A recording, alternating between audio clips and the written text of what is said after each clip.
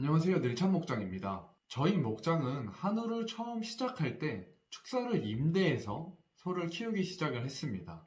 그리고 최근인 18년도에는 연매출이 6억, 작년인 20년도에는 13억, 내년 매출은 아마 20억이 넘을 것 같아요. 저희 집은 다른 한우 농가들처럼 수십 년 전부터 가업으로 한우를 키워온 게 아니라 비교적 최근에 한우 농장을 시작을 했는데요. 그래서 더 많은 분들이 귀농 관련해서 이메일을 많이 주시는 것 같습니다. 제가 최근에 설문조사를 진행했었는데요. 두 개의 설문조사에 1000명이 넘는 분들이 참여를 해주셨습니다. 너무 감사드리고요. 그중 하나의 설문이 한우 농장을 시작하기 위해 마련한 자본금이 어느 정도인지에 관한 내용이었습니다. 결과는 1억 이하가 32%이고 1억에서 3억이 31%였는데요. 그러니까 자본금이 3억 이내이신 분들이 전체의 60%가 넘었습니다. 그래서 오늘은 딱 1억으로 한우 농장을 시작하는 현실적인 방법에 대해 이야기를 해보려고 합니다. 저희 목장이 이 방법으로 처음에는 임대농장 한 곳으로 시작을 해서 이후에는 두 곳으로 늘렸고요. 그리고 지금은 자체 농장 한 곳과 임대농장 두 곳, 총 3곳의 농장을 운영하고 있습니다. 누군가는 돈 없으면 소 키우지 말라고 이야기를 하기도 하는데요. 하지만 소를 키우는 일이 누군가에게는 오랜 꿈이자 목표일 수도 있기 때문에 돈 없으면 시작하지도 마 라고 이야기하는 것은 무책임한 말이라고 생각을 합니다. 이렇게 이야기를 하는 이유는 하지마, 안 돼 라고 말하는 게 제일 쉽고 편하기 때문이에요. 그 일을 가능하도록 되게 하는 방법을 알려주는 건 복잡하고 어려우니까요. 사실 작은 문제는 누구나 겪는 어려움입니다. 1억이 있는 사람은 1억이 있는 대로, 3억이 있는 분들은 3억이 있는 대로, 10억이 있는 분들은 10억이 있는 대로 그 규모에 따라 작은 문제를 겪습니다. 그래서 제가 정말 많이 듣는 질문 중 하나가 바로 한우를 시작하기 위한 초기 자본금이 얼마냐? 라는 질문입니다. 그런데 이 질문에 대한 즉각적인 답이 아니라 질문의 본질, 질문하신 분들의 의도부터 생각을 해봐야 합니다. 이 질문을 하시는 이유는 대부분 이렇습니다. 내가 가지고 있는 자본금이 한우 농장을 시작하기에 충분한지 확인을 하기 위해서거나 아직 자본금을 모으고 있다면 내가 얼마까지의 돈을 모아야 하는지 알기 위해서입니다. 하지만 저는 이 질문이 전혀 중요하지 않다고 생각을 해요. 만약에 앞서 말한 것처럼 내가 모아둔 자금이 1억인데 누군가가 한우 농장 하려면 자본금 최소 10억은 있어야 돼 라고 말을 해주었다면 어떻게 해야 할까요? 당연하지만 방법이 없습니다. 그래서 저는 이 질문이 의미가 없다고 생각을 하는 거예요. 모자란 9억이 하늘에서 떨어지는 것도 아니고 그 얘기를 해준 사람이 보태줄 것도 아니겠죠. 일을 몇 년간 더 해서 모자란 9억이라는 돈을 모을 수도 없고요. 그래서 한우 귀농을 준비하는 분들에게 가장 필요한 건 자본금이 얼마 필요한지에 대한 답변이 아니라 내가 가지고 있는 자본금 안에서 한우 농장을 시작하는 방법입니다. 그럼 1억으로 한우 농장을 시작하는 첫 번째 단계부터 말씀을 드리겠습니다. 첫 번째로 자본금이 부족하기 때문에 당연히 축사는 임대로 시작을 해야 합니다. 농장을 임대로 시작하는 것에 대해 낯설게 생각하는 분들이 많이 있는데요. 이해하기 쉽게 내가 음식점이나 카페를 새롭게 시작한다고 생각을 해보시면 됩니다. 과연 장사할 공간을 위해 땅을 사고 건물을 지을까요? 아니면 건물을 매입할까요? 둘 다 아니겠죠. 당연히 임대로 시작을 할 겁니다. 물론 수십억의 자본금이 있다면 건물을 신축하거나 매매를 해도 되겠지만 저를 포함해서 평범한 대부분의 사람들이 할 수 있는 방법은 아니죠. 한 2달 전에 저희 지역의 50두 규모의 축사가 월세 30만원에 나왔다는 소식을 들었는데요. 무사히 상태가 어떤지는 보지 못했지만 이렇게 50두 내외에 월세가 저렴한 곳에서 한우 사육을 시작해야 부담이 적습니다. 두 번째로 소는 6에서 7개월령의 숫송아지를 마리당 약 400만원에 총 12마리 4,800만원을 들여 구매를 합니다. 그리고 이 소들이 다 클 때까지의 사료값과 톱밥과 약값 같은 부대 비용으로 마리당 400만원, 약 4,800만원이 들어갑니다. 물론 이 비용은 한 번에 나가는 게 아니라 송아지를 24개월을 키운다면 매달 200만원씩 지출되는 비용입니다. 세 번째로 당연히 겸업을 해야 합니다. 사실 이렇게 자본금이 부족하면 한우를 키우는 일이 부업이자 겸업이고 다른 일이 본업이 되어야 합니다. 직장을 구하셔도 되고 현재 자영업이나 다른 고정적인 수익이 나는 일을 하고 있다면 그 일을 유지하셔도 됩니다. 이렇게 한우 농장 외에 만들 수 있는 월 수익은 모든 분이 다르실 거예요.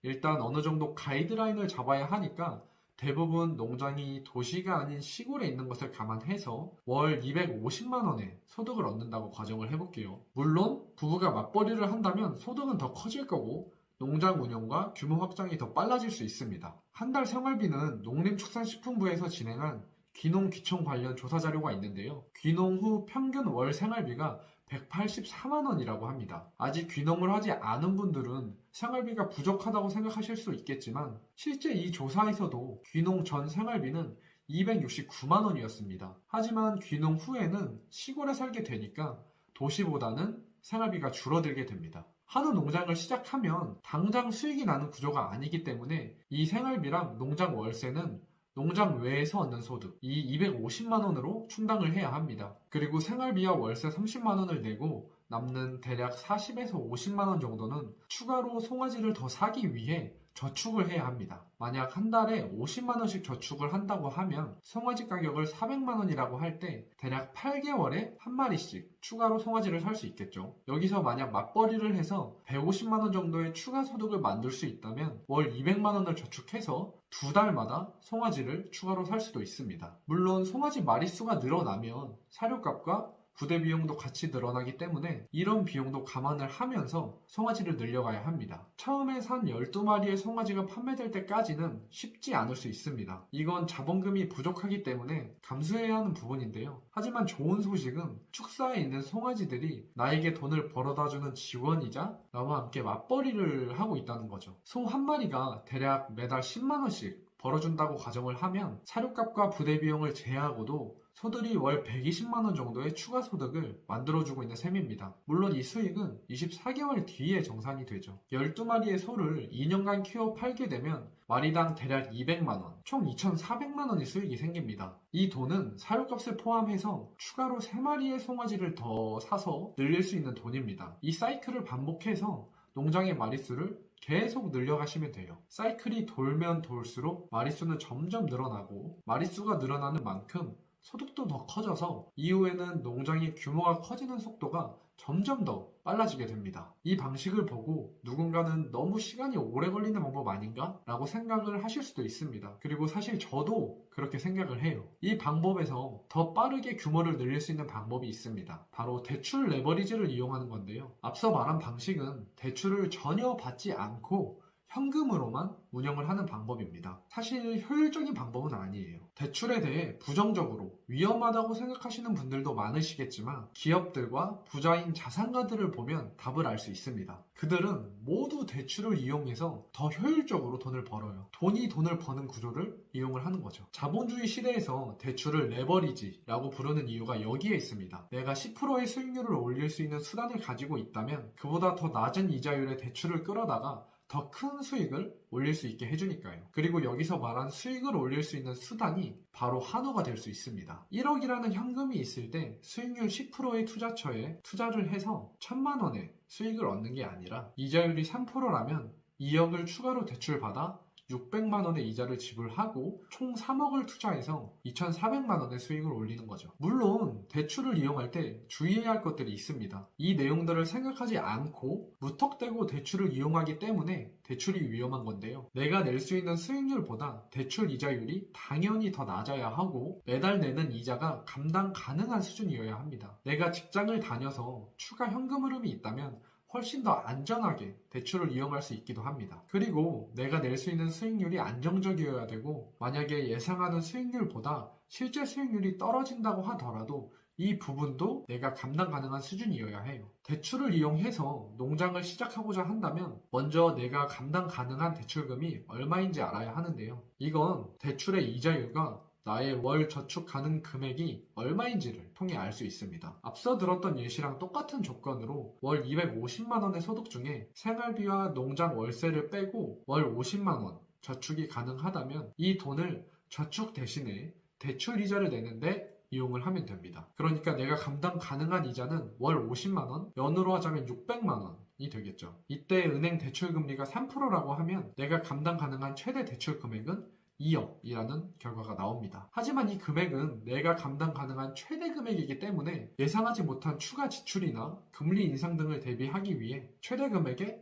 50에서 70%만 이용을 해서 안전폭을 두는 것이 좋습니다. 이렇게 계산을 해서 내가 감당 가능한 최대 대출 금액의 50%인 1억을 추가로 대출을 받는다면 처음에 한우를 12마리로 시작하는 게 아니라 2배 규모인 24마리로 시작을 할 수 있습니다. 이 사이클을 한 번 돌린다면 대출을 이용하지 않는 것보다 내 수익도 더 크기 때문에 한 사이클마다 사육 두스가 3마리씩 늘어나는 게 아니라 5마리에서 6마리씩 두스를 늘릴 수가 있습니다. 내가 현금으로만 시작하는 방법이랑 대출을 이용하는 방법, 이 두 방법의 시간이 지난 후 사육 두스를 비교해보면 이렇습니다. 1억 현금으로만 농장을 시작했을 때는 처음 12마리가 2년 뒤에는 15마리, 4년 뒤에는 18마리, 6년 뒤에는 23마리 이렇게 천천히 늘어나지만 대출을 이용한다면 24마리부터 시작을 해서 2년 뒤에는 29마리, 4년 뒤에는 35마리, 6년 뒤에는 43마리 이렇게 사육두스가 빠르게 늘어날 수 있습니다. 그런데 이 방법조차 시간이 오래 걸린다고 느끼시는 분들도 계실 거예요. 한우를 키우기 위해서는 돈과 시간,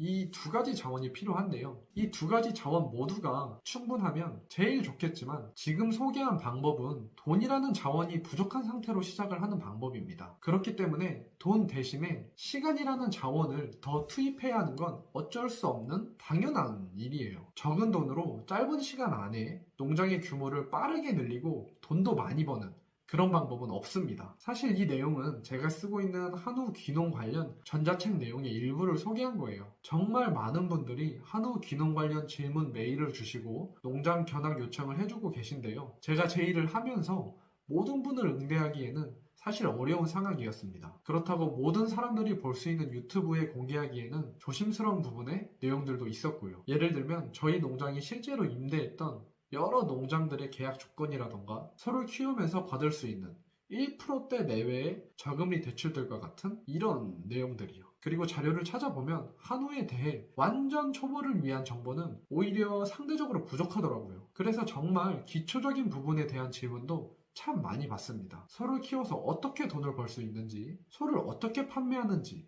이런 내용들이요. 그렇다고 영상 한 편으로 제작하기에는 너무 짧고 사소한 내용인 이런 부분들도 책에 담았습니다. 전자책은 완성이 되면 차후에 소식 전하도록 하겠고요. 다음 영상은 한우 농장을 시작하기 위해 필요한 단계별 방법을 다뤄보려고 합니다. 축산업 등록을 위한 법정 교육과 인허가, 가축분뇨 배출 시설 신고와 같이 농장을 시작하기 위한 절차에 대해 어려워하시는 분들도 많이 계신데요. 이런 전체적인 흐름을 요약해서 말씀을 드리도록 하겠습니다. 오늘도 긴 영상 봐주셔서 감사하고요. 행복한 하루 보내시기 바랍니다. 감사합니다.